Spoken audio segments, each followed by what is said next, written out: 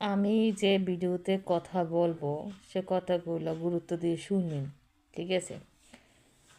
কারণ আমি চাইছিলাম না যে এই ভিডিওগুলো আপনাদের মাঝে তুলে ধরার জন্য। না ধরেও তো উপায় নাই একদমই, কারণ আপনারা যারা সবাই কমেন্ট করেন এই কমেন্টের উত্তর আমি সবারটা দিতে পারি না। আর ডাক্তারে বলছে, নিষেধ করে দিতেছে। আমি এই মুহূর্তে জানি কোনো কাজ না করি, ঠান্ডা জানি না লাগাই, কোনো প্রেশারের কাজ জানি না করি, এবং কোনো টেনশন জানি না করি। তাই আপনারা ভিডিওটা দেখতে থাকুন, আশা করি আমার প্রশ্ন উত্তরগুলো আপনারা পেয়ে যাবেন। আর আপনারা তো হয়তো অনেকেই বলবেন, আপু এই ভিডিওটা কিন্তু আপনার দেওয়া একদমই উচিত হয় নাই, আপনি কেন এই ভিডিওগুলা দিয়েছেন? আমি যদি এই ভিডিও না দিই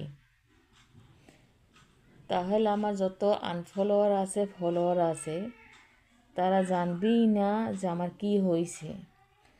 আর এই ভিডিওটা দেওয়ার উদ্দেশ্যই হয়েছে এই কারণে, যারা হঠাৎ করে এই ধরনের রোগী হবেন তারা কিন্তু কখনোই বুঝতে পারবেন না যে আপনার কি সমস্যা হয়েছে, কেন হইতেছে। কিছু কিছু এলাকায় মনে করে যে সাথে কিছু আসছে, আবার অনেক ডাক্তার আছে সে ধরতেই পারে না তার কি হয়েছে, লাস্ট মুহূর্তে বলে যে টেনশন করে এই কারণে হয়েছে। এখন আপনারা ভিডিওটা দেখে বলবেন এই রোগগুলো কেন হয়, টেনশনের কারণে হয় না এর কোনো ভিতরে কোনো রোগ আছে? তাহলে ভিডিওটা দেখতে থাকুন। আমি ভিডিওটা কোনো ভয়েস দেব না। আমার যে সমস্যাটা হয় ডেইলি 3 থেকে 4-5 বার হয়, এটা আপনারা নিজের চোখে দেখুন। করছি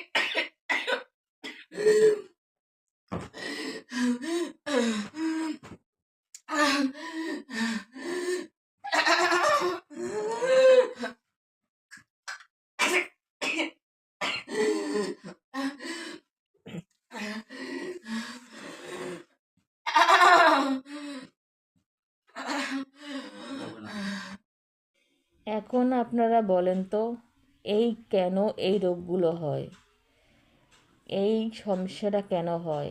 শুধু 1 মিনিট না, 3 মিনিট 4 মিনিট থাকে এই নিঃশ্বাস বন্ধ করার থাকাটা। তা আপনারা যারা ভিডিও দেখছেন তারা অন্যকে দেখার সুযোগ করে দেবেন, কারণ আমি চাই না আমার মতন অসহায় যারা আছেন তারা এই মানে এই কষ্টটা না করেন।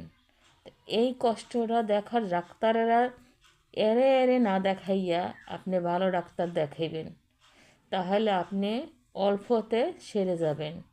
তবে আমি যারা ডাক্তার দেখাইছি পরবর্তীতে আমি আপনাদের দেখাবো কোন ডাক্তার দেখাইছি এবং রিপোর্টগুলো কী কী দিয়েছে, ঠিক আছে? তবে কালকে কালকে আবার আমি রবিবারে কালকে আবার ডাক্তার দেখাবো আর একজনকে। এই মুহূর্তে আমার কাছে কোনো টাকা নাই বিধে আমি ঢাকা যেতে পারতাছি না। তা পরবর্তীতে ভিডিও দেখার জন্য সাথে থাকুন। আল্লাহ হাফেজ। আপনাদের মতামতটা আমাকে দেবেন, ওকে।